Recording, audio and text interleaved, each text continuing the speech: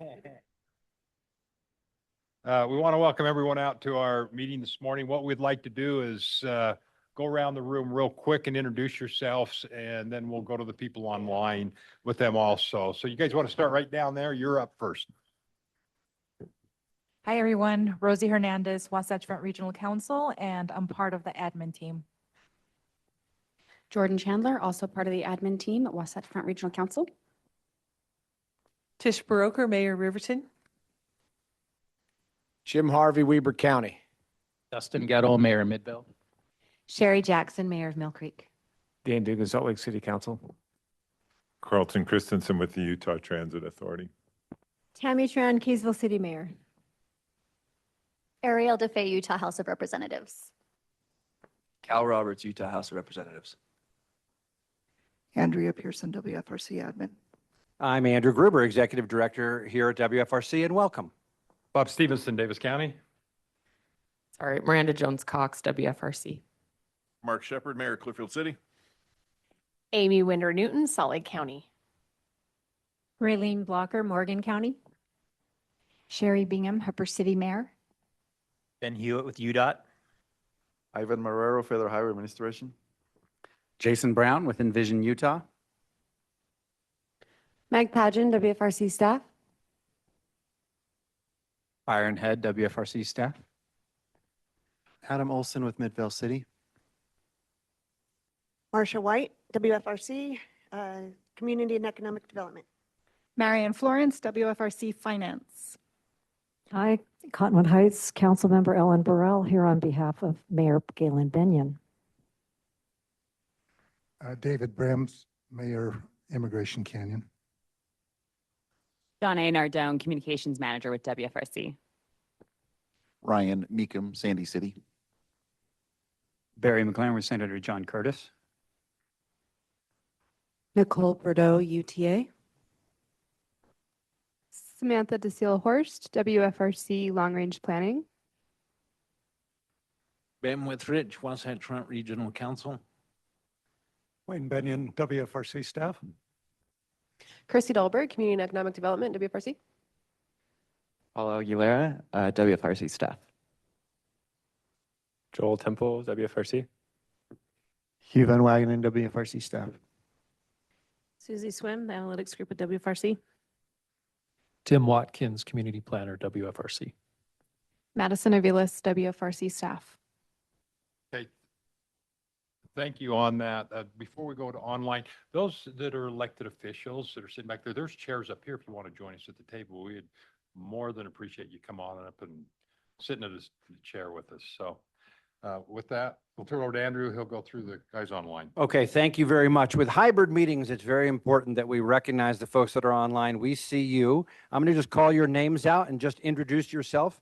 Mayor Fotheringham, Mayor Burke, Mayor Manzione. Well, Fotheringham, Mayor of Holiday, glad to be. Roger Burt, Mayor of Alta. Marisa Manzione, Tooele City Mayor.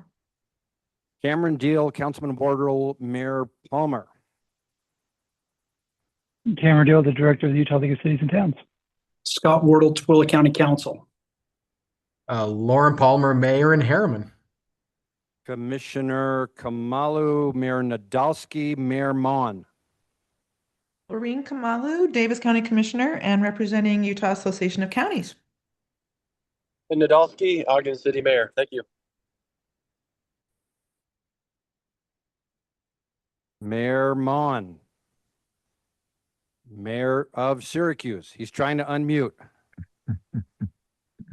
We got you, Mayor.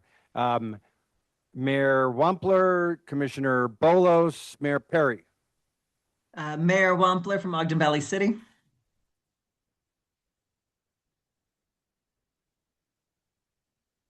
Weber County Commissioner Sharon Bolos, I'll do the honors for you. And Alan Perry.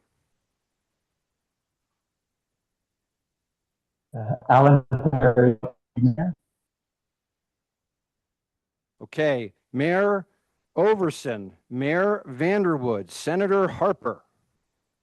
Good afternoon, Christy Overson, Mayor of Taylorsville. Rob Vanderwood, Mayor of West Haven City. Senator Wayne Harper. Oh, and Mayor Zoltansky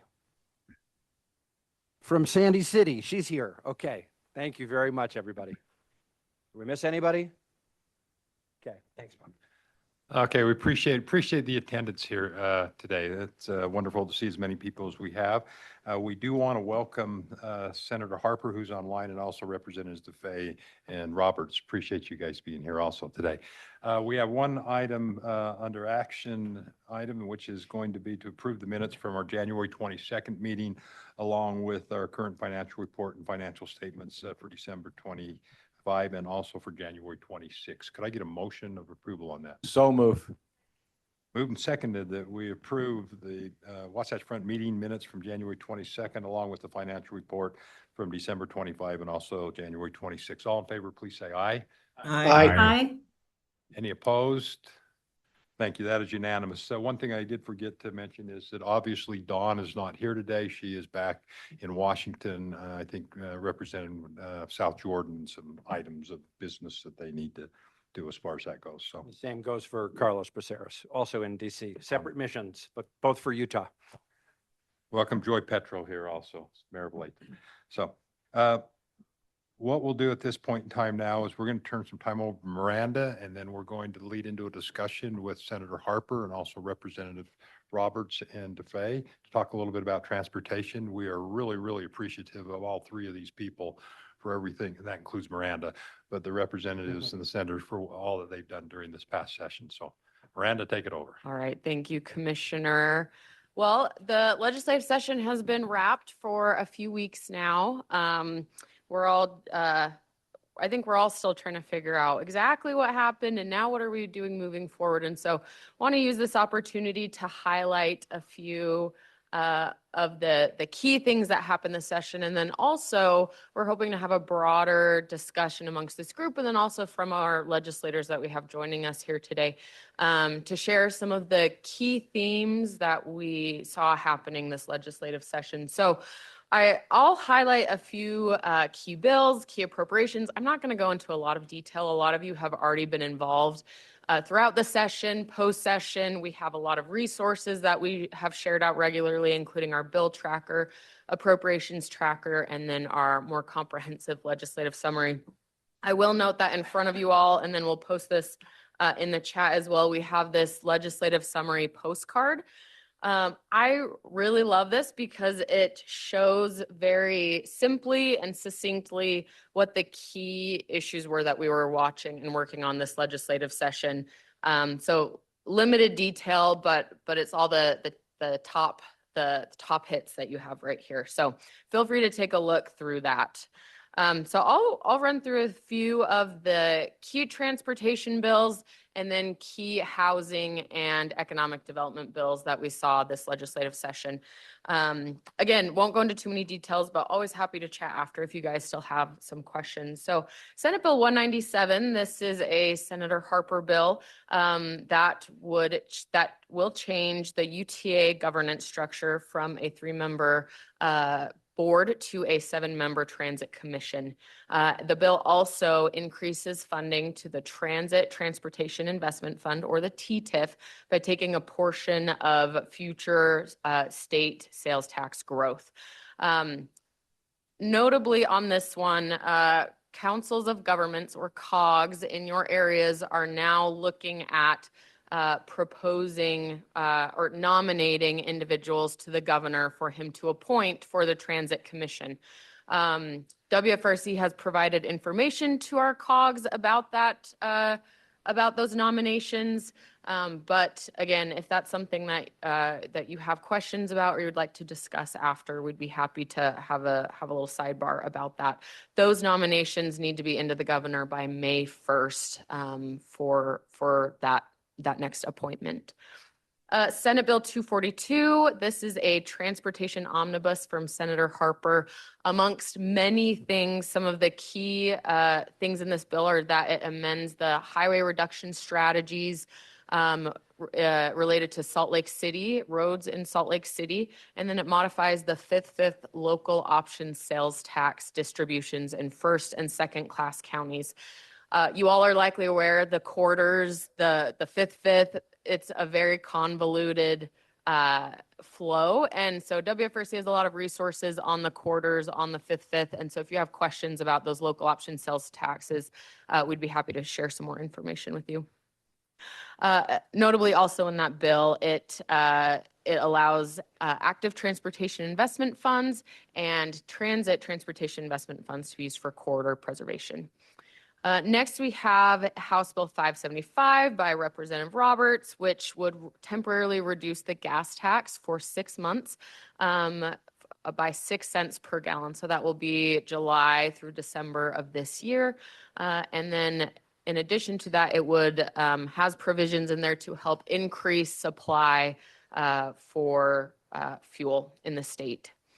House Bill 425, local government fee amendments. This is the transportation utility fee bill. TUFs are the fees that municipalities can impose in your cities to pay for transportation needs. What Representative Karen Peterson did on this bill was provide process, study requirements, and transparency requirements for imposition of those fees. House Bill 481, a transportation minibus, which complements Senator Harper's omnibus, made a number of other transportation changes like increasing flexibility for certain corridor preservation funds and changing and increasing the road usage charge program fee for greater adoption of vehicles into that program at UDOT. Again, sorry we're kind of running through these very, very quickly, but next, housing and economic development bills. I will note something interesting on the slide, which is that all of these 4 bills are sponsored by Representative Roberts, who we have here. So this is a Representative Roberts slide. House Bill 492, Transportation Infrastructure and Housing Amendments. This bill increases the state's role in funding regional infrastructure at the local level by providing a $100 million statewide revolving loan fund and a $150 million grant fund specifically for Salt Lake County. I'll note that, moving forward, there will be an opportunity, obviously, for your communities to be applying for these funds. And so as we have, maybe a cleaner and clear process, we'll obviously be sharing information out with you all. I know the league will be doing the same. House Bill 507, State Coordination of Regional and Local Economic Development. This bill attempts to, or tries to consolidate existing tax increment financing tools to have greater transparency and accountability, and consolidates them into a new single tool known as Regionally Significant Development Zones, or RSDZs. So this sunsets existing tools like housing and transit reinvestment zones, first home investment zones, home ownership promotion zones into this new tool. House Bill 475, Development Planning Amendments. This changes the Governor's Office of Economic Opportunity to the Governor's Office of Economic Development. We're going back to what the original name was of that office. And notably, it establishes a new council under GOED, which is the Economic Development Council. And there's a number of different appointments on that council and local representation from cities and counties. And then lastly, housing and community development amendments. This bill consolidates housing efforts, housing offices, all into the Governor's Office of Economic Development. So it moves the Division of Housing and Community Development and the governor's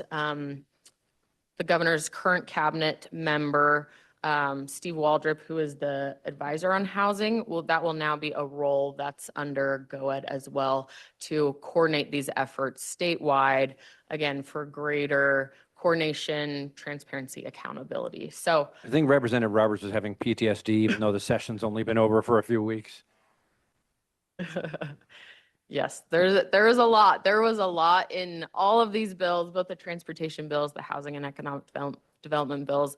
Obviously, a lot of effort that went in to getting these changes passed and accomplished. And so want to recognize our great legislators, Senator Harper, who we have online, Representative DeFay, Representative Roberts. Thank you all for your efforts this legislative session. We're going to turn to you in a few minutes just to hear some of your key takeaways from the session. But Andrew, maybe you wouldn't mind just kind of jumping in here and sharing some of WFRC's key takeaways from the session. How did we kind of observe the changes that happened, and what does that mean moving forward? I'd be happy to. Did you want to mention Sorry, appropriations? I jumped too far ahead. I do want to mention appropriations. Well, why Thank don't you go ahead and do that? Okay, thanks. Notably, some of the key appropriations that tied to a lot of the bills that we were just mentioning, new funding for transit through that funding mechanism into the TTIF. That's for statewide transit needs. Can also be used on the Front Runner project. New regional infrastructure to unlock housing. Another one that we talked about during the session was technical assistance programs. So WFRC, our other associations of governments, the Utah League of Cities and Towns, all partner in providing technical planning assistance to our communities, particularly those that may not have the staff or expertise to do so. And while at one point during the session, those funds were either cut from a previous session or were maybe on the chopping block, those programs are continuing to move forward, are funded, and we believe the legislature found and saw a lot of value in those technical assistance programs that we provide. So a great win from the session.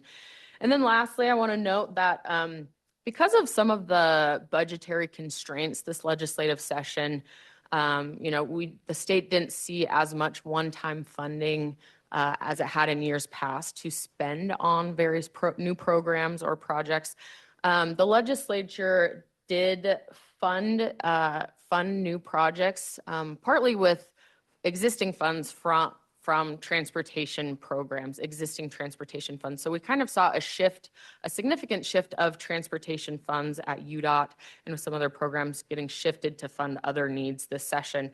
Notable because there will be some impacts to UDOT's programs and the projects that can be funded, and if we're going to see some delaying of certain projects because of those budgetary impacts to those transportation funds. So, Andrew. Sure, I'll pick up right where you left off. Sometimes when a session ends, people say, what happened this session? How did you feel about it? And it takes a little while to digest.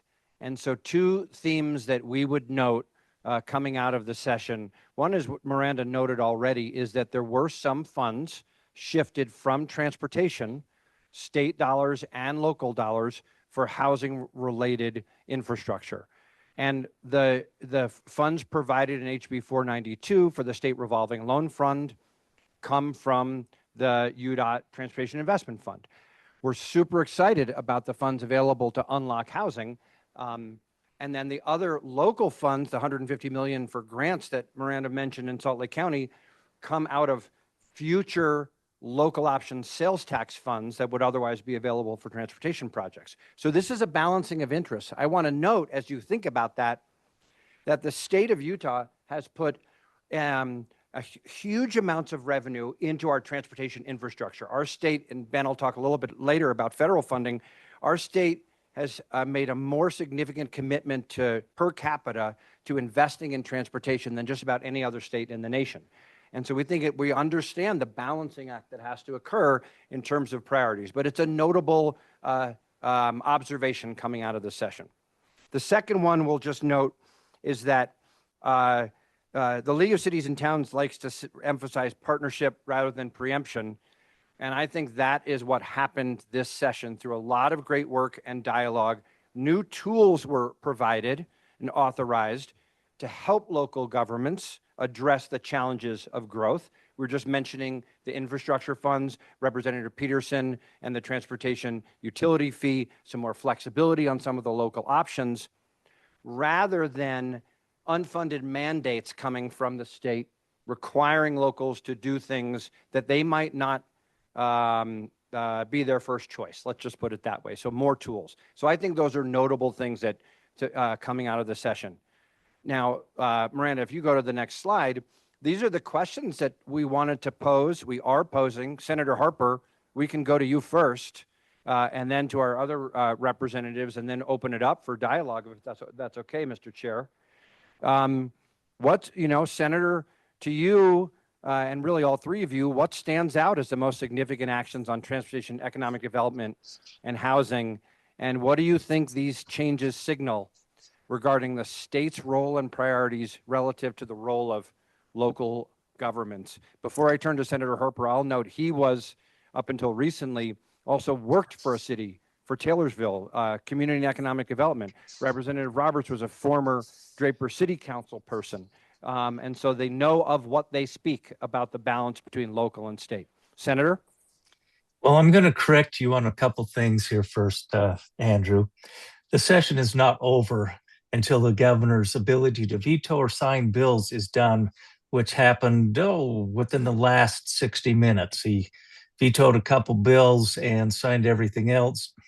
Some of the major bills that you talked about, the omnibus, the minibus, the 507, the 492, the other bills, those were just signed within the last 2.5 days. So now the session is officially over, and the work of the agencies begin as they start to implement, what we put into code and figure out how to make that most effective. So I think overall there is a shift. Representative Roberts and I talked about this quite a bit. I and Senator Fillmore and Cullimore had put in several programs into place for housing as tools, not mandates, which the league appreciated and a lot of other stakeholders. He has also gone through and kind of more of a house push to go through and consolidate those. And I think that's good because there are some of those programs which have not been used, others which are being used most effectively. We've got a period of time here to go through and have another session, decide which ones are the ones we want to keep and how to phase those into this new program, and to make sure that we have all stakeholders involved. So I think you're going to see some good changes there. With transportation, the minibus and the omnibus and things like that, those are great bills that incorporated, you take 242, it had in it the potential for 17 to 18 other bills. And we decided we wanted to put that together, and we found some other stuff. So Representative Christopherson did his minibus. And then if you take a look at it, some of my other bills that I had on HTRZ and that were incorporated in some of the good bills that Representative Roberts did. And we also, some of the other bills on counties and on GOEO and on the assessing and collecting and proper tax reporting, those 5 or 6 bills were rolled into my Senate Bill 206. So there's a lot of great big bills that have a lot of impact and import to them. And I just want to thank everybody who were involved, all the mayors, all the legislators, the league, and the different stakeholders, state agencies. So I think Andrew and Miranda, going forward, we've got some really good things, but this tells us we've got still a lot of work to do. And as we take a look at transportation funding, we did adjust and increase the fees for EVs, but we're also reduced some of the temporarily some of the revenues for UDOT, which makes them a little bit uncomfortable as they look at construction maintenance of roads. So a lot of things to look at over the next 8 months, and we'll be keeping everybody involved. Senator, thank you so much. Representatives, what would you like to share? Well, thank you. Just to note, I do sit on this council, and the only bill that I had related to transportation was eliminating the requirement for signals to be used in roundabouts. That's one of my favorite bills of the session. And that was a wonderful, wonderful bill. It was a very popular bill, maybe not as impactful as some of the other ones that Representative Roberts and Senator Harper are doing. However, one of the themes that I saw from the session is the need for transparency and communication with all the legislators. When it comes to, in terms of transportation funding, economic development tools, I think going forward, it will be key to ensure that we're sharing our vision, the WFRC vision, and also your vision of your cities, and also the needs that they have with your legislators, and also probably with the Transportation Committee, so that when we are looking at projects that need to be funded, we talked about funding and that money getting moved around. I think bringing the legislature along with you in the vision that you see and along with the vision of the WFRC will be key in making sure that we continue to grow responsibly and to fulfill the vision that we have here.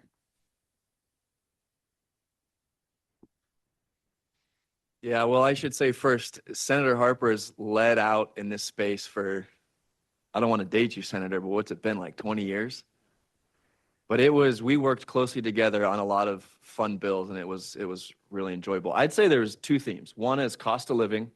That is something we've heard continually from our residents. I'm sure you've heard from your residents, is how do we keep the cost of living competitive here in the state of Utah? How do we drive it down? So that's where you see the housing bills come into play. The non-controversial gas tax bill that I got to participate in was a part of those discussions. And then two is, how do we build that next generation of infrastructure? When I think about infrastructure today, what we build today is what we're going to live with 50 years from now. And I'm in my, well, now I'm in my late 30s. I'm in my late 30s. And when I think about what we're doing at the state capitol to build that transportation system, it's something that will be here the rest of my life. That's what gets me excited. And I think we did some good work around transportation, especially on the funding side with the increase in the TTIF. And then I'd say the third thing too, and this is a probably part of the cost of living question, but there was a lot of economic development property tax increment bills, and we can talk about those if you're interested. But the idea there is, you want to broaden your tax base, and we've been narrowing it in a lot of ways with our property tax base by giving, you could argue, by giving away too much of the property tax base, and we know the impacts of that on the existing tax base payers. So I think you'll see in the next year or two a lot more work going into that space. What are TIF tools for? Are we using them the right way? Are they driving economic value back to the people of Utah? Are we doing it in a smart way to protect the tax base? So you saw a lot of good work on that as well. Really notable comments and themes from all of you. Thank you very much. I do have to correct you on one thing, Representative. You said that you think Senator Harper has been doing this work for maybe 20 years. I think he has literally been doing this work longer than you have been alive, which is just a testament to the impacts he's made. Mr. Chair, I just want to give a minute. Well, hey, I'm not sure. I would say that he's probably older than 30 years. So, let's give him a little bit of slack there. Okay. Well, when you get to that, number of years, who's even counting? Thank you so much, Mr. Chair. I want to just give two of our partners who are really involved in this just a minute each to give their reflections, if I may. One is Cameron Deal with the League of Cities and Towns, and then also Ben Hewitt, if you'll let me put him on the spot to comment about the budgetary impacts, and then we'd love to have some questions or dialogue, okay? And they have more than just 1 minute. We'll give them a little more time than what you. Chairman's prerogative, whatever you want. Cameron? Perfect. Thank you, Mr. Chair and Andrew and everyone. I want to thank the three legislators who just spoke. Representative DeFay actually predicted back at the December WFRC meeting that the legislature would approach the session in a spirit of collaboration, and she was spot on. That's exactly what happened. And I also want to thank her for referencing the need for local governments to tell our story, because when we do that at the Capitol, it does pay dividends, because legislators do reflect the spirit of partnership over preemption. And Andrew pointed out that that was a key theme of this session, but I want to also emphasize that is not happening in other states. Utah is very unique that we tackle these challenges through that spirit of partnership and collaboration. And Miranda mentioned several key bills, and I just want everyone to recognize how much work year-round goes into these bills. So for example, House Bill 470 the House bill, Representative Karen Peterson's bill that House Bill 425, which was the transportation utility fee bill. That bill passed this year. That was a 3-year effort with multiple work groups that the League and WFRC participated on with legislators and other stakeholders. And we got that bill to a place where it's good policy and is respectful of the principles of all the various stakeholders. Likewise, Representative Cal Roberts, he mentioned several bills that he worked on. Well, he came to the League conference in September and said, we need to partner on infrastructure. And then the legislature delivered on that promise. And that was a multi-year effort to highlight the need for that partnership and have willing builders and willing cities and the state come together to pay for infrastructure that can unlock housing units. He also referenced House Bill 68. Well, that bill is the result of more than 60 meetings last interim where League staff and mayors and council members participated in interim meetings through the Commission on Housing Affordability and elsewhere. And Representative Roberts, you didn't mention that your bill killed the Commission on Housing Affordability, but the interim work will continue this off season. And then Senator Harper, he mentioned the UTA bill, and Senator Harper met with us repeatedly on that bill during the session and accepted multiple amendments to ensure engagement and collaboration with all the stakeholders. And that's just one example of many in Senator Harper's career where he's put forward that principle of collaboration. So we mentioned a handful of bills. There were over 200 that affected cities and towns in some form or fashion. We appreciate everyone who participated through the League. We had about 400 people at every LPC this year and appreciated the opportunity to participate with WFRC, and the partnership is as strong as ever.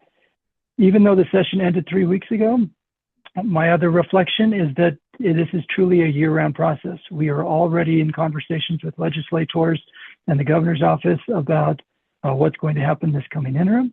And I mentioned the legislators by name, but I also want to thank the governor's office and the executive branch for their spirit of collaboration on all of these issues. And through the League's Friday Facts and our mid-year conference in sunny St. George next month, there'll be plenty of ways for you to elevate your voice through the interim process. It's a year-round effort. And through WFRC and the League, we do have this great spirit of partnership, which I think is the envy of other state leagues around the country. So thank you for the opportunity to weigh in on the 2026 session. Cam, amen to that. You noted the governor's office. Laura Hanson from the governor's office is on with us.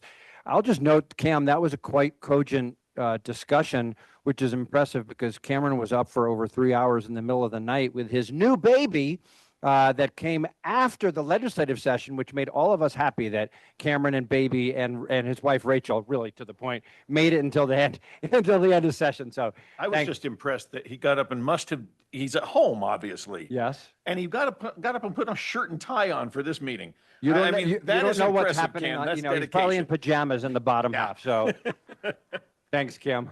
Yeah, thanks, Andrew. Thanks, Mayor. Okay, Ben. Yeah, I guess first of all, just always appreciate the collaboration. Like it's been mentioned, working with the Senator Harper and Representative Roberts and all the legislators. We always appreciate the dialogue. And like Senator Harper mentioned, there was a lot of things in some of those bills that were little fixes and stuff that we work on throughout the year and over the interim period that are super helpful in doing business. As far as you talked about the funding on the funding side, just at a high level, we manage, our programs with the available funding that we have. And so like our transportation investment fund that was mentioned, once projects are approved by the Transportation Commission, then the way that from a financial standpoint, the way it's managed is the timing of those projects. And so like in past years, when there was additional funding, then there's an opportunity to maybe accelerate some projects. And in times where, there's some, the transfer of funding for housing, then we would take that and look at the timing and possibly delay or not start some projects that we had planned. It's dynamic. We have projects programmed into 2032 in the TIF. And so there's a lot of moving pieces there because there's projects that are being worked on now that the timing can change. So some of that just happens organically without any, outside funding adjustments, but yeah, we manage those as programs. On the transportation fund side, we combine that funding with our federal funding, and that's more of, taking care of what we have, operation and maintenance.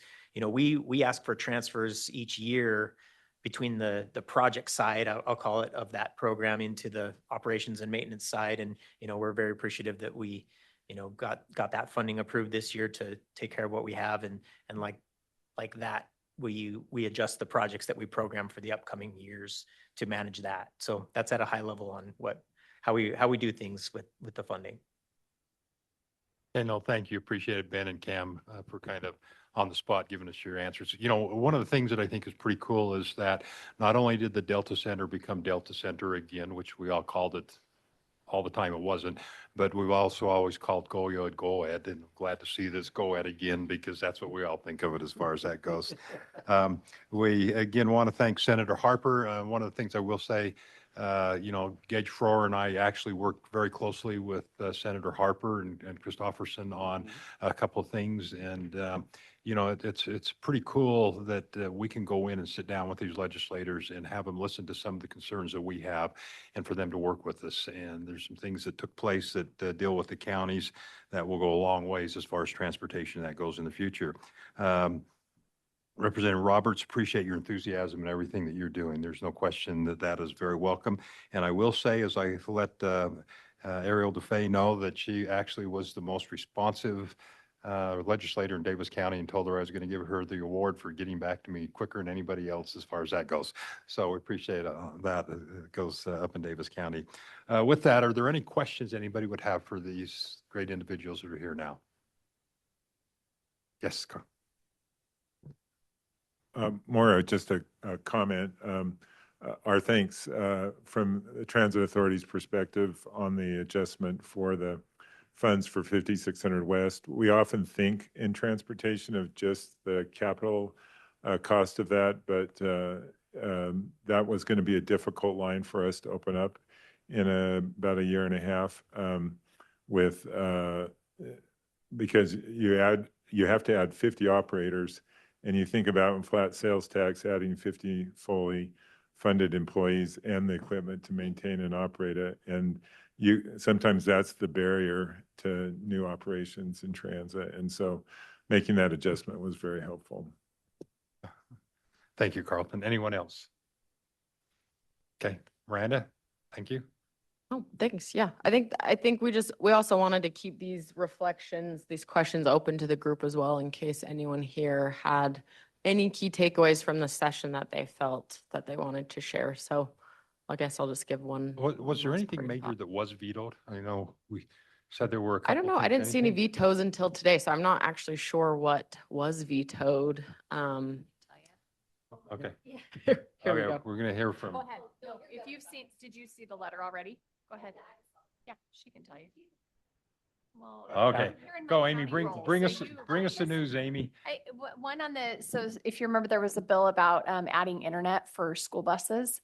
He vetoed that. That's one that he feels very strongly. Kids should not be on screens and should be interacting with each other. And then there was another bill that was Representative Grecius's bill that was similar to another bill that had passed. And I'm sorry, I don't know the numbers, but and so he vetoed that. And then he did not sign the gold bill. So you can read the letter and see why. Okay. Thank you. Appreciate that. Thanks, Commissioner. Okay. With that, we'll move on. Next item is our public comment period. This is open to anyone who would like to spend a couple of minutes maybe sharing their thoughts with us. We'd appreciate you giving your name and address. If there are any online that would like to also make public comment, we need you to raise your hand so we know that you are making comments. So we'll open that up at this time. Anyone come forward to the mic. Okay, if there's no one in this room, we'll go to online. Andrea, anybody online? No one online at this time either, so we appreciate it. We'll move on to item 4, which are Regional Growth Committee, which will turn that over to Mayor Tran. Mayor Tran. Thank you. She was over here before. Thank you. I've been bopping around the room. Okay, thank you. We had a great meeting last week. Some of the highlights, we welcomed our new members, generated ideas for the year, such as a focus on water availability. We had a discussion about housing capacity analysis from the Governor's Office of Economic Development and Envision Utah. We previewed key progress indicators for the on-the-ground implementation of the Wasatch Choice Vision. And then today we have 2 items to bring to the council. So item 4A is the station area plan certification. In the past year, we made tremendous effort and progress by communities in developing station area plans. And so there are now 108,700 new homes planned in station areas along the Wasatch Front, which is a huge number. Last week, the Regional Growth Committee reviewed the Midvale portion of the Fashion Place West Station Area Plan, and RGC is making a recommendation to the council for certification. We are joined here by Midvale's Mayor, Dustin Gettle, and then I will turn the mic over to Byron. Thank you. Great. Thank you, Mayor. Good afternoon, Council. Byron Head, Community Planner in the CED group here at WFRC. And yeah, today we have a short list today. We've had multiple cities most of the past meetings, but today just one station in Midvale. So a brief reminder to everyone about the requirements of station area planning. This applies to the half-mile or quarter-mile radius around a fixed guideway transit station, whether that's rail or bus. And there are a series of objectives and requirements that those plans have to have. You can find more about that on our website. But our progress today, so far, we've gotten, us including MAG to the south, we have certified 98 of 127 kind of pieces of station areas. We have one more being considered for certification today, which would take us to 99. And we have 14 more that are currently in progress and 14 that either have older plans or have not yet engaged in HB 462 supported station area planning. So we're coming up towards the finish line here. And as Mayor Tran just mentioned, you know, the certified plans that we've certified to date would support over 108,000 new homes, and that's just in these very small concentrated areas, most of them in Wasatch Choice Vision centers. So this really is implementing and supporting the Wasatch Choice Vision that we all know and love. So today, Fashion Place West, Midvale portion is a very small portion of this station area, just kind of in the southwest portion of the station area.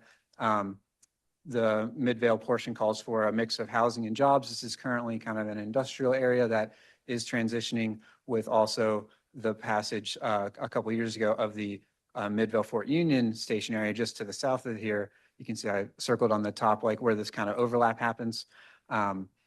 And also the city is in the final stages of completing a Porter Rockwell extension, trail extension project to find a new alignment to extend that trail up north from Sandy. And so this plan would also accommodate that, maybe on the front run, or maybe on the tracks line, maybe on Cottonwood Street, yet to be determined, but cognizant of that, and there's some synergy there. I will stop talking now and turn it over to Mayor Gettle.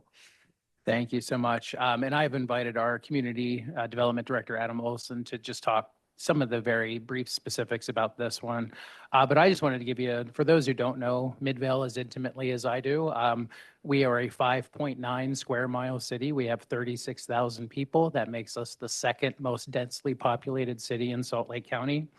And we also have 3 track stations in our 5.9 square miles. We're very fortunate to have that much access to public transportation. With that, we have 3 station area plans of our own that are entirely within the Midvale city boundaries, which we're very, very proud of. But one of the themes of today so far from a lot of the speakers has been collaboration. And collaboration doesn't just end with working with the state legislature, it's one city working with another city. So this particular Fashion Place West does touch a bit on some areas in Midvale that we have some plans for, but it essentially completes the part that Murray had certified. And we always like to say we have 4 shared borders with different cities in Midvale, still a tiny city with 4 shared borders with 4 different cities. So we're actively working with West Jordan on another, yes, thank you, Dirk. And we're now working with Murray. We welcome Sandy and Cottonwood Heights too, if there's anything we can collaborate on.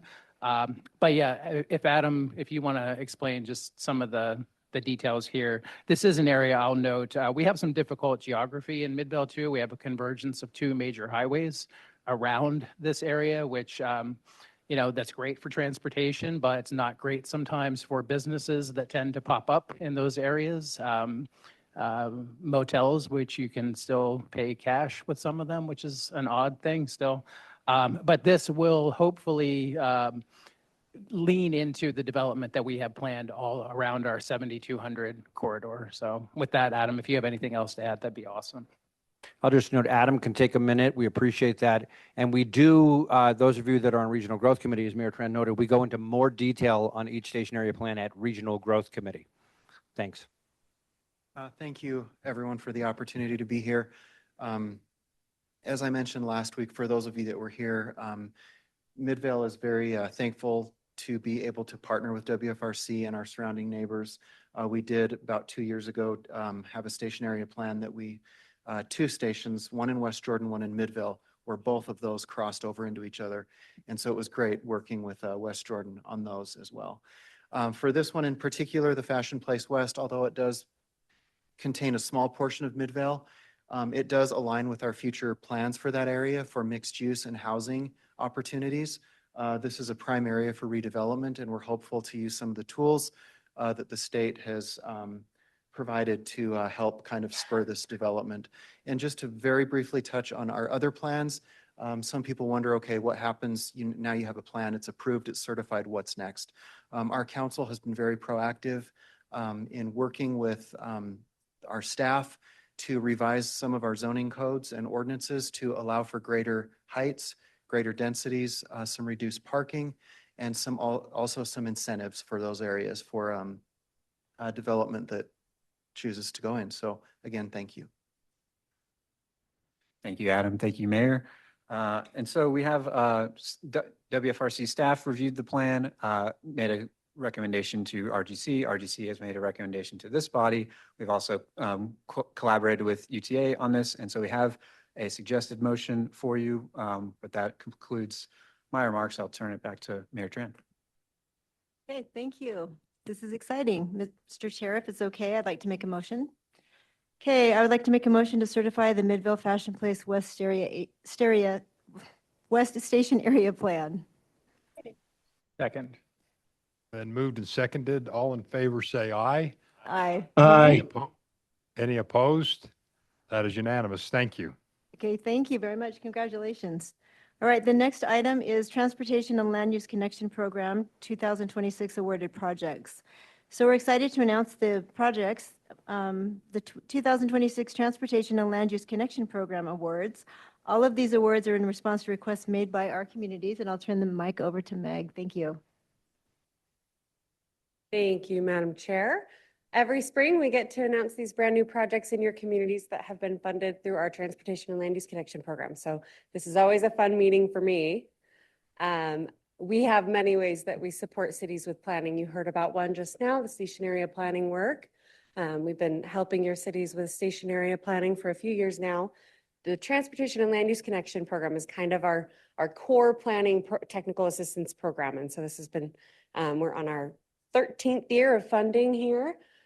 The goals of the program are up there on the screen. So TLC helps cities with land use and transportation plans that maximize the value of investment in public infrastructure, enhance access to opportunities, increase travel options to optimize mobility, and create communities with opportunities to live, work, and play. So there's a lot of room here. The purpose is to accomplish whatever it is your city is trying to plan for and to accomplish. And then we also look to the program to help us help you implement the Wasatch Choice Vision. This is a partnership between WFRC, UDOT, and UTA. And then we have our partnership with the Governor's Office of Planning and Budget as well that helps us to provide some of that in-house planning support to your cities. These are the kind of projects TLC can fund. So I want you to keep these in mind because as you're having questions about, maybe we should do a plan for this area, maybe we need to think about design or our development ordinances for this area. I want you to think of TLC and reach out and see if it might be a fit. So plans, design, ordinances, and implementation strategies beyond that as well. All things that can be funded with TLC. This year, we've funded 15 new projects. The total project funds are about 1.7 million. 300,000 or so of that is from local match. So there's a small matching requirement, helps the money go a little further. I want to plug our online map where you can go see every project ever funded through the program. All of the projects in your city, you might be curious what you've worked on with TLC in the past, and you can see all of the applications as well as the final products of those projects on there. So it might get your gears turning as to what you might work on as a city as well. I'm going to list all of these projects that we funded this year and dive into just a couple of them so you can get an idea of what some of our cities are trying to accomplish and how TLC can help. In our Davis and Weber counties, we funded the Davis County Regional Trails Wayfinding Signage Plan. In Far West, we funded a general plan. In Ogden, the 5 Points Area Master Plan, I'm going to talk about that one. In Pleasant View, we provided funding for a general plan. It's not funding, it's in-house support. So we will help Pleasant View in-house with their general plan. Really excited to work with that city on that plan. In West Haven, a transportation master plan. And then in Ogden Valley, a new city in our region, kind of a bucket of plans. So the general plan, the transportation master plan, and a zoning roadmap to get them off to a good start as a new community. I'm going to talk about this Ogden project here. So this is the 5 Points area in Ogden. In purple is the study area for the project. It's about Wall Ave and Washington Boulevard, and then 2nd Street is that coordinate in the center there. So Ogden's going to take a look at this area. It's in the northern part of Ogden. If off to the right there is a screenshot from our Wasatch Choice Vision. So this is a city center in the vision. The study area is comparable to that boundary of the center. So this is the city taking a deeper dive into this area and thinking about the implementation of this as a Wasatch Choice Center. It'll be a land use vision and zoning recommendations, as well as some infrastructure strategy conversations. The city's going to look at adding housing and jobs, kind of increasing the access to opportunities in this area is really good. So increasing the housing and jobs that are here gives more people access to all of those opportunities. I'm going to zoom out just a little bit. So I want to show you everything that's surrounding this area and why it's such a great area for a center.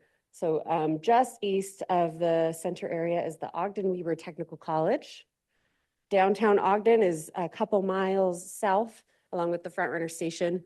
And then it's tough to see here, but if you were to go to the vision, there's several future active transportation routes shown here in green, including a protected bike lane on Wall Avenue that goes directly to the Front Runner Station. So that's a really wonderful kind of adjacent center to downtown Ogden. There's also a core route transit that goes into downtown Ogden in the future as well. So a great area for Ogden to think about the future, think about connectivity, walkability, as well as housing and jobs, and just making this a vibrant neighborhood. Mayor Nadolski, I think you're online. Would you like to say anything? Still online? Yep, I'm still here. Thanks, everybody. No, I appreciated the summary you provided. Obviously, as you can see from the slides, this 5 Points area has a significant regional impact economically. This is an area that historically has been kind of a node and a main connection point for a lot of communities, and also a heavy retail area and commercial area. We've done a lot of revitalization economically, especially around our downtown, which was mentioned a couple of miles to the south. This is an area that's been needing attention. Over the past many decades, we've seen a loss of economic investment in that area. And we're looking to start with land use and infrastructure and really put together a good master plan that can help us revitalize this area similar to the way that we have in our downtown core. And we thank the staff and the Wasatch Front Regional Council and our partners for hopeful support for this effort so that we can plan out that revitalization and make sure that we're having the biggest impact, not only for Ogden, but for the rest of the partners in the region. Thanks. Okay, thank you. In Salt Lake County, we funded Copperton's small area plans. I'm going to talk about that one a little bit. In Draper, Transportation Master Plan. In Holiday, a project to do citywide zoning ordinances that implement their recent general plan, as well as do a little bit of a deep dive into their Northwest Commercial District, where they also have a Wasatch Trace Center and want to think about the future of that area. In Magna, the 201 Corridor Research Park and Lifestyle Center Plan. In Midvale, a general plan land use element that will also be something we support Midvale with in-house. In Mill Creek, the Parley's Trail feasibility study, and then the Town of Alta general plan were all funded this year. So Copperton is a historic mining town in the southwest corner of Salt Lake County. And they have a desire to look at land use throughout their city, but zoom into a few key areas. One of them is the site of the old Bingham High School, the furthest west, and then two areas that include a little bit of, or a lot in one case, of area that is in their future annexation plan.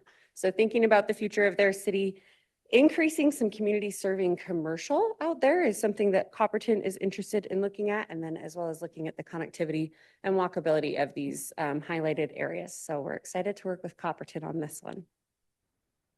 Finally, some Tooele County projects, Grantsville General Plan and Rush Valley General Plan and Land Use Code. So all over our region, we have lots of new projects this year. Our staff loves this time of year, just diving into some new work with you all. I'm happy to answer any questions.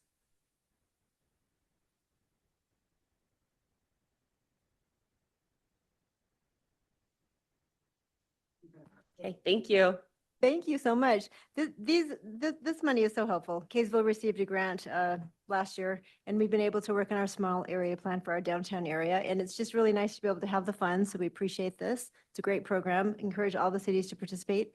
And is there any discussion on this? Are we good? Okay. Okay, Thank if you. not, there's no action needed on this. No So we action. appreciate everything and look forward to seeing these projects put in place. We'll move down to now item 5, and we'll turn time over to Mayor Mark Shepard. Thank you, Chair. We have 3 items today. The first is the opportunity to ask some questions about the product modifications that were approved by Transcom in February. Second is an opportunity to take action on the most recently requested board modifications.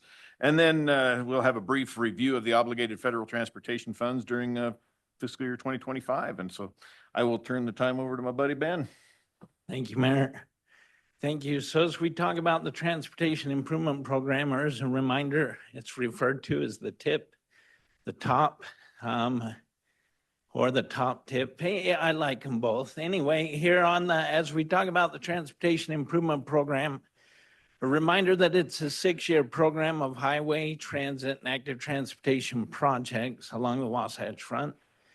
The Transportation Improvement Program implements the long-range plan, and it helps us meet the short-range needs along the Wasatch Front.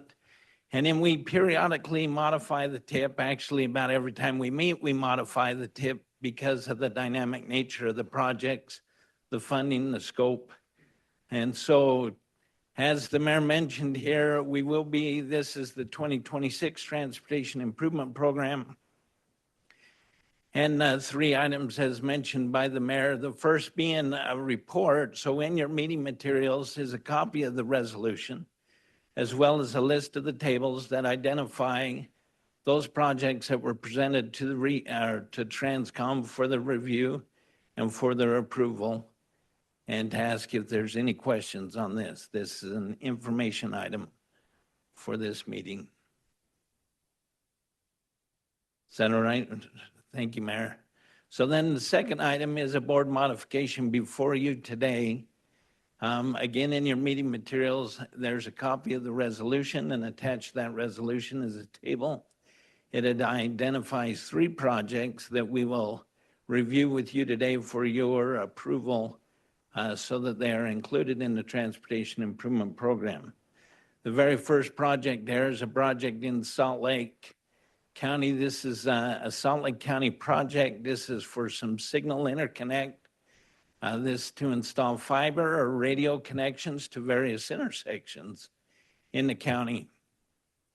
Back when this project was reviewed and recommended by this body was 2019. As part of that project, it was identified, or that was recommended that we would program 900,000 for this project, estimated cost at 1.6+ million dollars. That a project that initially had identified 40 intersections that would have either fiber or radio connections to the automated transportation or traffic management system, or the ATMS network. Since that time, there's been some changes or some cost changes to the request here. We've actually had 8 intersections that have been completed with other intersection projects. And we've had 5 intersections that have experienced significant cost increase.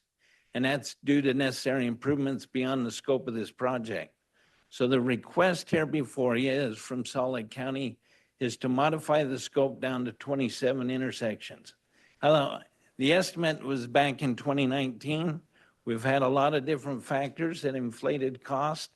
And so currently right now, we have 900,000 programmed for that project, with the match would be 65,000 plus, giving us a total project cost of $965,300+. The county has agreements in place with those associated cities that where those intersections, and this is strictly a scope change, and there's no additional cost. It's just the number of intersections that will be addressed with the project. The next project that we have before you is also a project in Salt Lake County. This is a request from UDOT. This is on Bangerter Highway to enhance freeway striping. This is phase 2 project. Initially, the project was programmed to enhance the freeway striping from I-15 north to 4700 south. The request is to extend that to include from 2400 south north to the airport. And for your information, this section in the middle between 24th and 47th will actually be completed with ongoing Bangerter intersection projects that are happening now. So the request here, well, as many as of us have an opportunity as you're driving during the day, striping looks fine. When you get into the night, without appropriate striping, it gets a little more fuzzy. And then when you add some wet weather to that, it gets a lot more dangerous. So this project will replace the existing striping with enhanced striping that'll improve the vision and durability, especially during nights and or during the rainy times. We hope we get more rainy times to show off these stripes. So the enhanced or this project is to extend the existing scope and include the section from 24 south to the airport. The total project is estimated to cost 4.7+ million, and the funding resources include the Surface Transportation Program, flexible or any area program funds. The last project that we have before you is a project in Davis County. This is a project located in Layton. This is on Cage Creek Trail. This particular project, when reviewed and approved by this committee for funding, is for a pedestrian bridge or overpass over the railroad lines there in Layton at the Front Runner Station. As that project was identified, there were funds that were awarded and programmed from WFRC through the CMAQ and the Carbon Reduction Program, a little more than $2 million. There was funds from the UDOT TIF active, 3.6, Davis County, third quarter, 2 million, Layton City, 500,000 plus, the outdoor rec grant, 750,000, and the Utah Rec Trails granted 150,000. That gave us a total project cost of a little more than $9 million. As the design pursued and preparations, the engineer's cost estimate came in at a little over $12.8 million. Layton City again went back and from request identified additional funds because we had a $3.8 million shortfall. They were requesting and were recommended last year at this time from WFRC an additional $510,000, from UDOT TIF active an additional $900,000, Davis County third quarter an additional $677,000, and then additional funds from Layton City through their Prop 1 and their ramp funds, $316,000. That still left us short about $1.4 million. So Layton City has come to the table, and the request today before us is to add the additional funds from Layton City through their Prop 1 and ramp, $1.4+ million to this project. Any questions? Mayor, that's all those. I have one question. Just a comment on the signal lights for Salt Lake County. I think we should give that the green light. Thank you, Mayor. Any other questions for Ben? All right. Seeing none, then Mr. Chair, I'd move that we adopt the resolution to modify the 2026-2031 Transportation Improvement Program as Ben has presented. There's a motion. Do I hear a second? Moved by Carlton. All those in favor say aye. Aye. Any opposed, say nay. Yes. The mayor of Layton would like to make a comment. I'd just like to thank everyone here for your help and support. Obviously, you can see it's been a number of years and obviously a number of different avenues in order to even to collect the funds to put this pedestrian bridge across an area that's part of our stationary plan. So, you know, I mean, it's very valuable. All the work that's done here pays off, and we're just very appreciative of it. And I want to say thank you. There's no doubt that it's been quite the cooperative putting this all together to make it work. So it shows you how collaboration, which somebody used earlier in this meeting, helps makes things work. So I think we took the vote, and I believe it was unanimous on that, Ben. So, and Mark, should be set on all those projects. All right, Ben, you want to talk about the obligation of federal transportation funds? Yes, thank you, Mayor. And thank you, Commissioner, and everybody.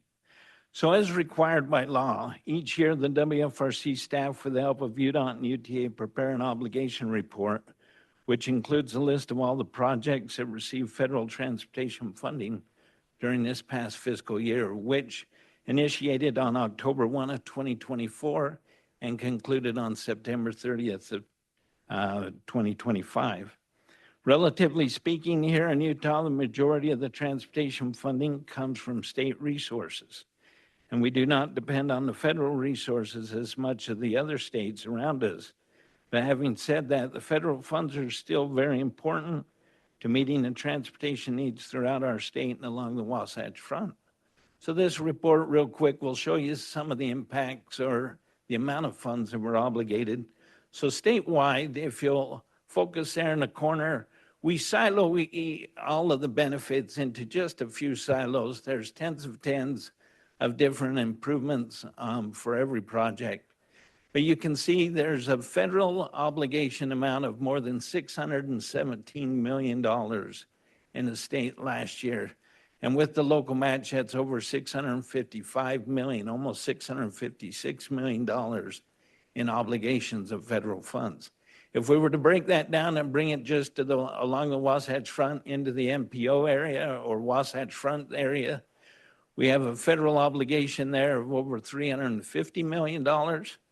And with the added match of $20 million there, it gives us about $370.7 million in obligations along the Wasatch Front. If we look a little deeper into the programs that the Wasatch Front Regional Council administers, here we have a federal obligation there, including a match of more than $55 million.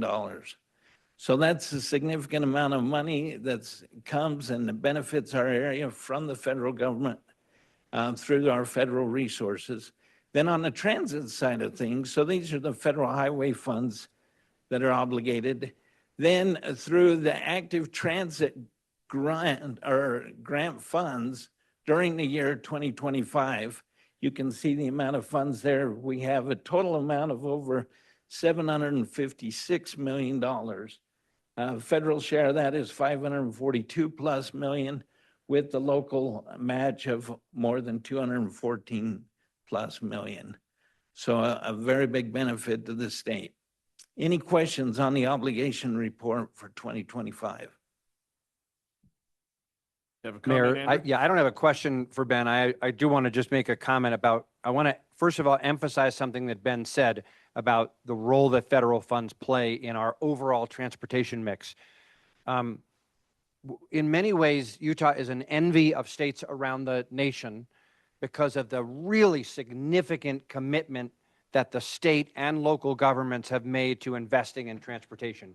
It's one of the reasons that infrastructure investment, that we have such a strong economy and really good mobility and quality of life.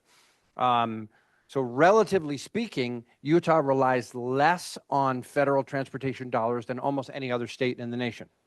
Having said that, as Ben said, these funds are still critically important. It's a significant amount of money. It allows us to do roadway maintenance for UDOT, to do transit expansions, and the funds that WFRC and the other MPOs program, that's the term, allocate to local communities. Next council meeting in May, you'll have the opportunity to approve this next year's round of project awards, and it's in the range of $65 million this year that we are making available in grants to local communities. Those are federal dollars. So that's notable resources that, that come to you through a data-driven selection process. In addition to that, I'll note that there are discretionary grant programs from the federal government. What we've been talking about to this point is mainly federal formula funds. They come based on population or lane miles or various federal formulas, but there are also discretionary grant programs. And while this is not official, we are anticipating that there is going to be a significant release of what are called NOFOs, Notices of Funding Opportunities, from USDOT. The number that I've heard is 17 NOFOs, 17 different discretionary grant programs are going to release NOFOs in April, and there will be a short turnaround time to apply for those funds. Some of them are focused on state DOTs, some of them are transit, some of them are local. We will share that information with all of you. It's yet another possible funding source that's available to invest in our infrastructure. Thanks. Okay.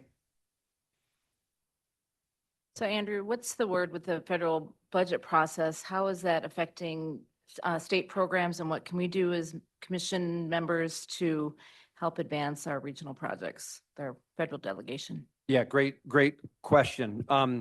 What you may be referring to is the Federal Surface Transportation Reauthorization Process. There you go. So every 5 or 6 years, the Congress authorizes the federal transportation program policy and funding. That program, the Infrastructure Investment and Jobs Act, it's called, expires September 30th of 2026. We have been working, when I say we, I mean all of the Utah transportation stakeholders, along with our congressional delegation, who are very well represented in the committees of jurisdiction. We have been working with them, looking ahead to the next reauthorization to advance Utah priorities. We've offered up program priorities and principles and emphasized certain programs that are really important to Utah. If I was to bet, I would not bet that the program gets reauthorized on time by September 30th.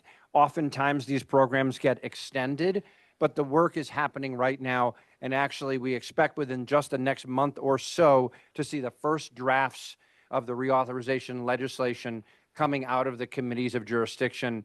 And I know Miranda will be reporting on that to all of you. Separate from that is the annual appropriations process that actually provides the annual funding that is authorized in the multi-year bill. And separate even from that are the community earmarks. I can never remember what we call them now. Anyway, earmarks that are available for us to ask our members of our delegation to support. So there's lots of layers on this with some notable stuff coming up as we mentioned. So stay in close contact with our federal delegation. Yes. Stay tuned. Stay in touch with them, share your needs, and we will keep providing information to you about the broad reauthorization and also about the discretionary grant opportunities as they come out. Thanks. Any other questions or comments for Ben? Okay, that concludes our report. Thank you. Appreciate it. Appreciate both of you on that. We'll now move to item 6. We'll turn the time over to Amy Winder Newton. Thank you. In your packets are the draft fiscal year 27 WFRC goals, budget, and unified planning work program that outline the activities that WFRC plans to undertake in the year 2027. These materials were prepared by staff. It was presented to our budget committee on the 19th. And our budget committee is recommending that the council approve releasing this draft for public comment. They'll do an updated version of this, so that will be prepared for our May 28th council meeting for final approval. So we'll go to Andrew, who's going to briefly summarize the proposed fiscal year 27 goals, and then our CFO, Marion Florence, will summarize the budget. Thank you very much, Council Member, Madam Budget Committee Chair Winder Newton. 3 goals that we are proposing for WFRC for next year. They're on the screen. They were in the materials that were sent out to you. What you see on the screen now is just the top line goals. There is more content, sub-goals, sub-content under each of these. That sub-content, we're recommending some modest, and the Budget Committee is recommending some modest changes. We sent to you in your materials a red line version that shows those specific changes. But here, just in this setting, we just want to highlight these 3 top line goals, which actually are not changed from the current year. This reflects the fact that we have a lot of continuity in the work we do. Number 1, collaboratively advancing the Wasatch Choice vision to accommodate growth and enhance quality of life. Number 2, provide subject matter expertise to federal, state, and local officials and policymakers. And number 3, strive for organizational excellence. We're always happy to take questions or comments on any of the details, but we figure just in this setting, we would just hit the highlights. And council member, if anybody has any questions or comments about these or wants us to dig into the details, we're happy to do so. Thank you. Okay. Thanks. We'll go over this initial budget again.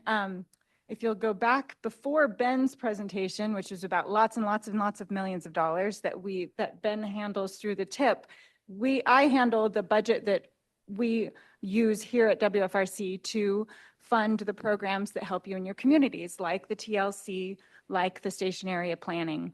And you'll see I wrote stable budget, because the good news is that over the last 5 years, our initial budget, which reflects the new funding that we have for the coming fiscal year, has fluctuated between about $10 and $13 million. And so this time from this current year into next year, we go from 12.2 down to 10.6. And that's really the product of having some projects wrap up and having some new projects start. As Byron mentioned, our station area planning project, for instance, a few years ago started with $5 million and between us and MAG, and we've been using those funds over the years. And so that, for instance, that piece has diminished, and that's one of the reasons that this goes down. So our main expenditures here at WFRC in our organization are our staffing and our consulting lines, reflecting our investment in our staff, as well as our many projects, initiatives, and studies that require consultant support. So we do, as you saw also in our TLC awards, we do in-house work, and we also contract out with consultants to support us in that work. The staffing line includes COLA and merit adjustments in line with all of our government partners, and health insurance and retirement costs adjustments. This is our normal staffing line. And then in consulting, we actually do see a lot of fluctuation over the years as I said, we have balance of completed and new work going from year to year. So here are 4 areas that we have been working on this year that we're anticipating either completing or completing the first phase of this work. One is the Greenfield visualizations, which actually is kicking off right now as a small project that goes with our mixed use centers visualizations that we have been working on. So this is an add-on funded by the Land Use Training Fund out of the Utah Department of Commerce. We're also currently working on roadway safety audits in 11 corridors in our community, and that work is through our Safe Streets for All federal grant program.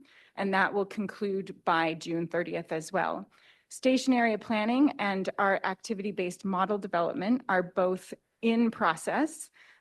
Station area planning has been going for a few years, and this is the first year that we have kicked off. We are currently this month, I believe, kicking off the activity-based model development that we've been talking a lot about. That will be a at least 3-year project out of our analytics department.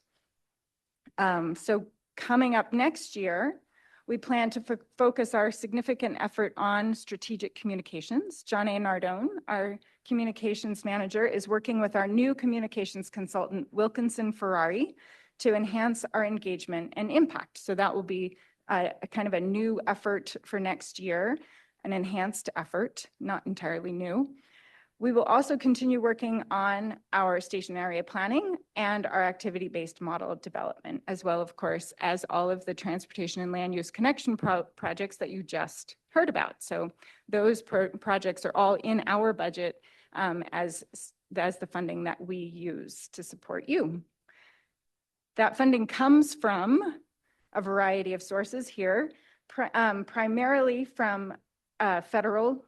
You can see here on my graph, they come from 3 sources: federal, state, and local. Although most of our funds are federal, our terrific partnerships with state and local entities provide over 1/4 of our budget every year. Our federal funds come mainly from the U.S. Department of Transportation, as Andrew was mentioning right now, from the Infrastructure Investment and Jobs Act, and that will continue until the reauthorization process is completed. You can see our state partnerships listed here. State and local funds support all of the collaborative work that we do with partners at UDOT, UTA, MAG, and with all of you. Local funds match these federal grants and also cover additional work outside of our MPO boundaries and our MPO responsibilities. We're so grateful for all of you, for all of our partners who support our important work. I'm happy to take any questions on this now or at any time. Always happy to dig into more detail. And as we mentioned, this is our initial proposal, and we would like to send this out for public comment and then bring it back to you in May for formal adoption as our initial budget for next year. So this is the recommended motion, and that is my presentation. And council member, just again to note, in the materials that we sent out and we make available to the public, there's lots more detail, all the numbers, all the footnotes. Transparency and prudency in the use of funds public funds is very, very important to us. We didn't want to go over it in a lot of detail with you. We do a lot of that with the budget committee, but all the information is available, and we are happy to talk with anybody in as much detail as anybody would like at any point. Thank you. Before I make a motion, are there questions for any of our staff? Okay, I'll move that we release the draft fiscal year 27 WFRC goals, budget, and unified planning work program for public comment. There's a second. Commissioner Harvey, did I hear you say second? With that, all in favor say aye. Aye. Any opposed? That is unanimous. Thank you. Appreciate you. We'll now move down to item number 7, which is reports. Turn the time over to Andrew. Sure. So we'll turn to, if we can, Commissioner Gage Froer. Oh, did I miss that? 7A, Gage Froer with the Wasatch Front Economic Development District update. Look, when Harvey made the second, it really threw me off on everything as far as that went. So I apologize, Gage, but I know you work with him every day and you understand exactly what we deal with here. Yeah, you feel my pain. I'm glad to hear that. So he'll keep you on track down there, Mr. Chair. So thanks for the opportunity to present for the Wasatch Front Economic Development District. We had a meeting on March 12th, very productive. We welcomed several new members to the board, including a new vice chair who I believe is joining you down there, Commissioner Blocker from Morgan County. We've got a new vice chair, or a new co-chair as well. We've gone to a private industry for that, which I think really makes a lot of sense since this economic development district depends as much on private enterprise as we do from the government side. So it's great to see the involvement from our private partners. We started off with a discussion with Miranda Jones-Cox, our government affairs manager. She provided a report on the 2026 legislative session, talking about bills regarding transportation, housing, and economic development, which is the three big things we deal with in the Economic Development District.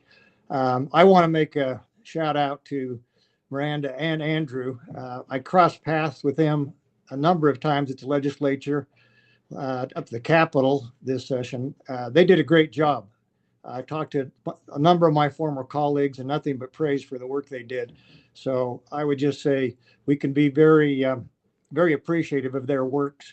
A number of bills that were fairly complicated this year, but at the end of the day, there were some bills that came out that benefited a lot of our counties, a lot of the transportation, housing, and obviously economic development. So Andrew, Miranda, appreciate your work there.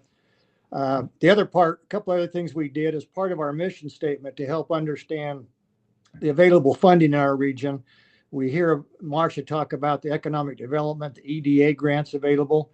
So we had a gentleman by the name of Trent Thompson spend some time with us and discuss the current funding opportunities. So I would say any of our city partners, county partners out there that are looking for additional funding, talk to Marcia.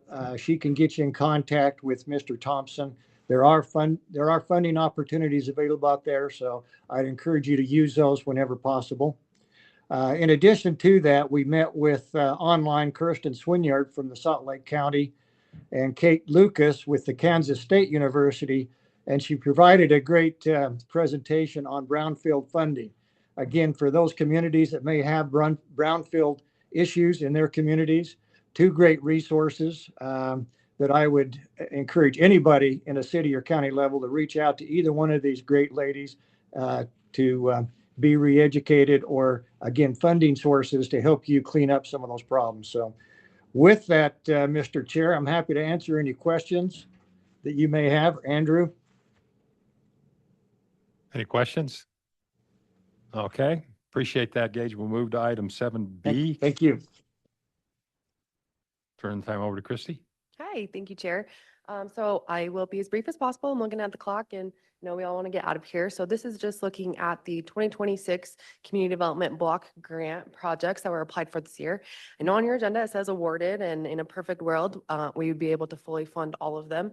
However, unfortunately, with some delays at the federal level, we actually are still unaware of how much actual funding that we will receive this year to fund these projects. But generally, we are receiving just a little bit over $1 million each year. You'll notice that that total is much higher than $1 million. A lot of these projects come with match associated with them. However, if we don't receive more than about $1.1 million, we'll be able to fully fund these first three projects. These are ranked in order of the score that they received. We'll be able to fully fund these first three projects and partially fund the fourth project, and unfortunately not be able to fund this Marriott Slaterville project. But as you can see, projects range from emergency rental assistance, sewer rehab, water line replacement, Main Street reconstruction, and a restroom purchase. And just as a reminder, the Community Development Block Grant Program is primarily for low to moderate income residents, and for the purpose of the Wasatch Front Regional Council is eligible in Morgan, Tooele, and Weber counties, excluding Ogden City. All of you have access to CDBG funds, whether it be through WFRC or not. So if anyone has any questions about CDBG, feel free to reach out to me. And that's all I got. Thank you. Any questions? Okay, Christy, thank you. We'll now move to item C, Executive Director's Report by Andrew Gruber. Thank you, Commissioner Stevenson. Now I get to do one of my favorite things, which is recognize some of our staff. I've got 2 work anniversaries, 2 new hires, 2 staff awards, and 2 babies. Okay, so let's start with Marcia White. Where's Marcia? Marcia, who's already referenced for 5 years of service with WFRC. You know that Marcia leads our economic development work. She's our point person for the Economic Development District. In her time here, she's really expanded and professionalized the work that we do in our networks for economic development, working with cities and counties doing economic development. She came from Ogden City Council, and she's bringing that knowledge about local needs to the work that we do, collaborating together. So Marcia, for 5 years of service, good job. And then also Miranda Jones-Cox for her 5 years of service. You all know, of course, that Miranda's our government affairs manager. She works on state issues and federal issues. She is known and trusted by all for her collaborative and supportive approach, working with partners and communities and giving timely and substantive information. She is a real partner to me. And in her 5 years, her and her husband Tanner have had 2 kids, Henry and Lucy, in her 5 years here, and still going. So way to go. I don't mean on kids. Well, I don't know. I'm not. Yeah. Anyway, way to go, Miranda. Yeah. Okay. Okay. Never mind. Okay. You're just getting yourself deeper. Yeah. No. Now to our new hires, I want to introduce you to 2 new staff people, and we're so excited to have them. Joel Temple. Where's Joel? Joel Temple is joining our long-range planning team as a transportation planner. And as you know, he helps support regional transportation planning, coordination with our state and local partners. Joel has a background in physics, international development, and in planning, a master's in urban and regional planning. He's actually worked at both the regional and local levels. He worked at the Oahu MPO, and then most recently, he was a planner with Saratoga Springs. And he's actually a planning commissioner with the city of Provo. So Joel, welcome. And he's a competitive cyclist also. And then the other new hire is Paulo Aguilera. Where's Paulo? Right next to Joel. Paulo is joining our community and economic development team as a community planner. This is the work that we've been talking about. It's supporting communities in our region, to achieve your local visions and increase mobility and quality of life. He has a degree in urban ecology and metropolitan planning. He worked for 7 years with GSBS Architects and Alta Planning, economic development, community planning, GIS, data-driven design. And he won us over in his interview when he referred, well, at least me, when he referred to WFRC as the North Star for regional guidance and stewardship. Nice job. Nice job. Welcome, Paolo. Okay. So I gave you 2 anniversaries. I gave you 2 new hires. Here's 2 awards. Susie Swim with our WFRC analytics team received the Transportation Professional of the Year award from the Institute for Transportation Engineers Utah section. This is the lead engineers group. It's interestingly, though, this award is for somebody who is not an engineer, but their work in planning or research or technical support has made meaningful contributions to the transportation field and communities across Utah. The award is really cool particularly because it's peer nominated. So it makes it a really meaningful recognition. Transportation Professional of the Year, Susie Swim. And then here's a fun one. The other award, Bill Harris, also from our analytics team, was the inaugural recipient of the Golden Cone Award. Tell me you've got the cone with you, Bill. No, it's in his office. The Golden Cone Award, which is a new honor presented by the same organization, ITE. It recognizes an individual who stands out for their leadership, their service, and overall impact within ITE and the transportation industry. It celebrates people who, he's the first one who's ever gotten it, who consistently contribute their time and support others and help move the field forward. Way to go, Bill. Congratulations. And to conclude, 2 babies. Fariba, is Fariba here? Is Fariba here? No, okay. One of our newest employees, Fariba, just came back from maternity leave after having her baby. So we'll celebrate her and say mazel tov to her in her absence here. And then we'll say congratulations in advance and mazel tov to Meg, who may not be at our next council meeting. She is not planning to be here. Okay, so congratulations to both of them on their new babies. So Meg, I have a question. If it's a boy, are you going to name it Andrew? Okay. I guess I'll just have to see. I did, Meg, if it's okay for me to say this, I did officiate Meg's wedding at her request. And we'll see how much she cares about me if in the naming. We shall see. We shall see. The very last thing I'll note to all of you is that if you like riding bikes, I'm not only looking at Mayor Burton, but I am looking at Mayor Burton with the 9th annual Golden Spoke ride is on May 16th. Saturday, May 16th, all over the region. It's a fun thing to celebrate that as a mode of transportation. More information to come on that. Mr. Chair, that concludes my report. Thank you. Any questions for Andrew before we move on and out?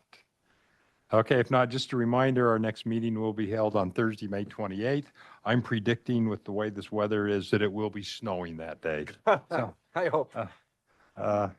Again, we want to appreciate everybody and have a good rest of the week. Enjoy the weekend, and we'll adjourn at this time. Thank you. Thank you, everybody.